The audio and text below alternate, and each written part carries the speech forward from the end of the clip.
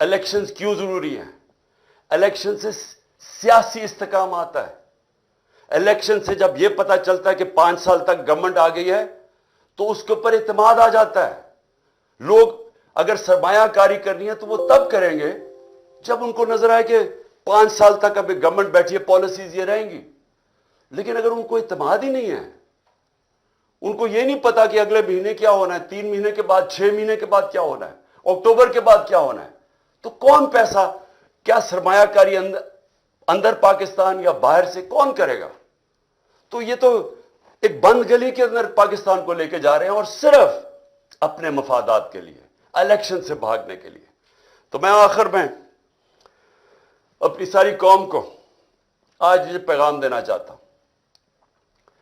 دیکھیں، اگر یہ آئین سے پیچھے ہٹے اور یہ جو ابھی ہمیں ان کے نظر آ رہی ہے ان کی نیت، الیکشنز نہ کروانے کے لیے انہوں نے کوئی بھی کوشش کی، سپریم کورٹ کے فیصلے کے خلاف گئے، آئین کے خلاف گئے.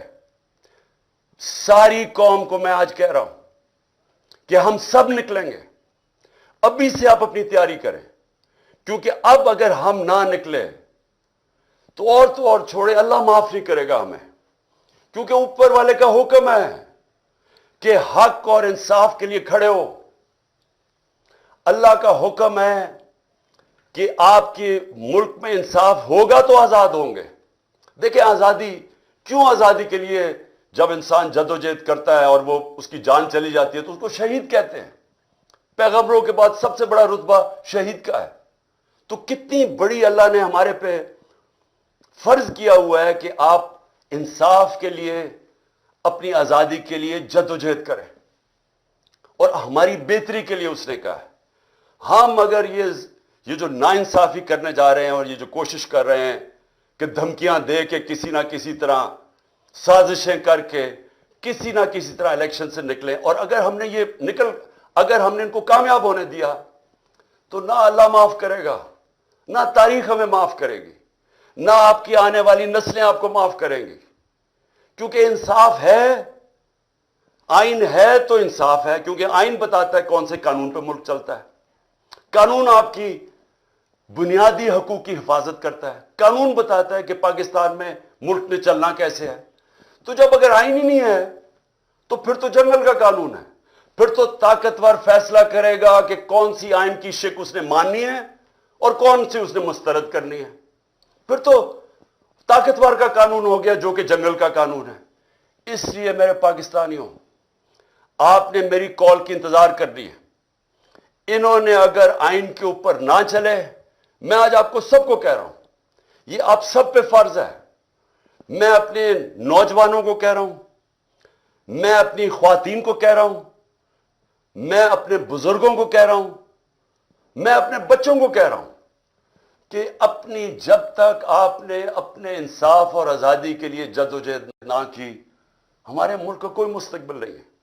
میں انشاءاللہ پوری آخر تک اپنے ملک کے آئین کے ساتھ کھڑا رہوں گا. کیونکہ میں پھر سے بتاؤں، میری جہاد آج سے 27 سال پہلے تھی انصاف کے لیے.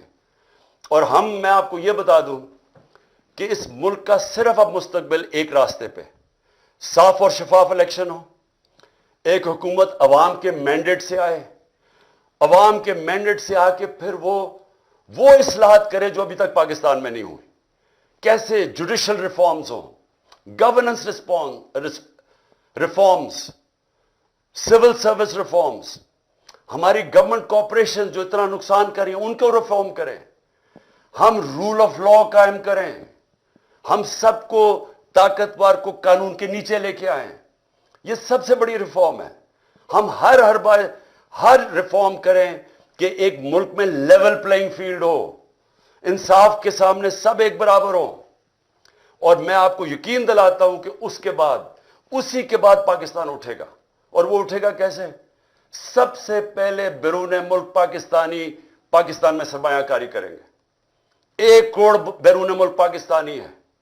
جو ان کے پاس ڈالرز ہیں، سارے پاکستان میں کم ڈالرز ہیں 22-23 کروڑ لوگوں کے، جو صرف 1 کروڑ لوگوں کے پاس ڈالرز ہیں.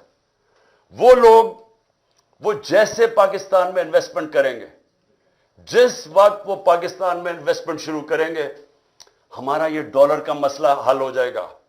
हम जो इस वक्त सारा वक्त कभी कहां पैसे मांगते फिर रहे हैं, ये मसला तब हल होगा जब अपना पहले हम मुल्क का निजाम ठीक करें और उसके बाद एक वो माहौल बनाएं जिसमें सरमायाकारी हो।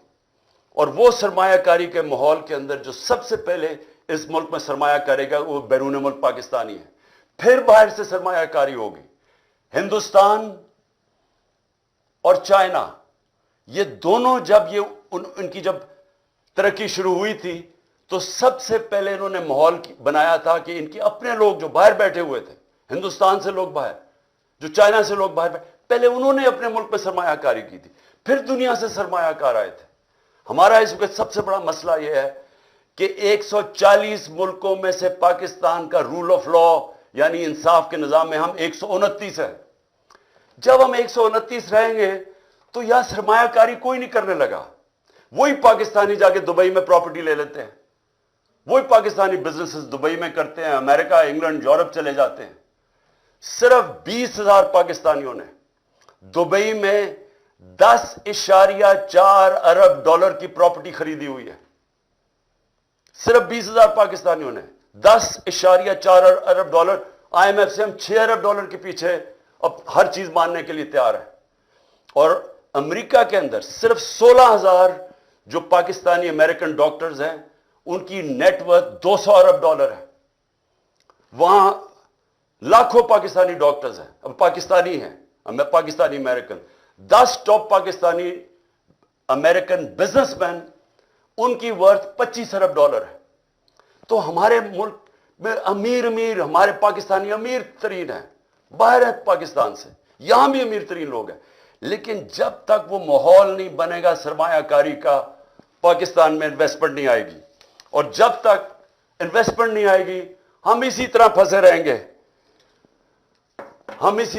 रहेंगे जो आज हम कभी कहां पैसे मांगते हैं और कभी किसी को से जाके भीख मांगते हैं और अपनी इज्जत भी खो बैठते हैं। वो खुददार मुल्क जो कि इलामा इकबाल की सोच थी, जो कायद आज़म हमारे खुददार लीडर थे, वो बनाने के लिए सबसे पहला कदम रूल ऑफ लॉ है, कानून की हुक्मरानी है। मैं आखिर में ये आपको बता दूं कि हम सब इलेक्शन की तैयारी कर रहे हैं। हमने अपनी इलेक्शन की तैयारी शुरू कर दी है। कल से मैं जितने भी अपने आहिस्ता आहिस्ता सब जो टिकट के एस्पिरेंट्स हैं, जो कैंडिडेट्स हैं, उनके कल से मैं इंटरव्यू शुरू करने लगा हूं और इंशाल्लाह 10 दिनों तक मैं पूरे टिकट्स फाइनलाइज कर लूंगा, क्योंकि हम पूरी इलेक्शन की तैयारी कर रहे हैं। और अपनी कौम को भी मैं कहता हूं आपने भी पूरा इलेक्शन की तैयारी करनी है। और हमने किसी सूरत कोई भी इन्होंने कोशिश की